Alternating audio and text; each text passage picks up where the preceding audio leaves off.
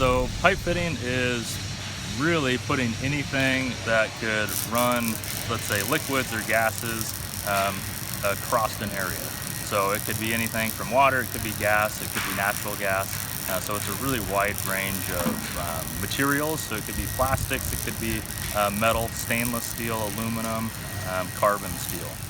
So for the job outlook for pipe fitting, it's really promising. It's about 16% growth coming in the future, and it's a pretty lucrative career depending on where you go with it. The projects and industries that you'll work for, specifically around this area, we have many local shops that are doing pipe fitting as well as fabrication.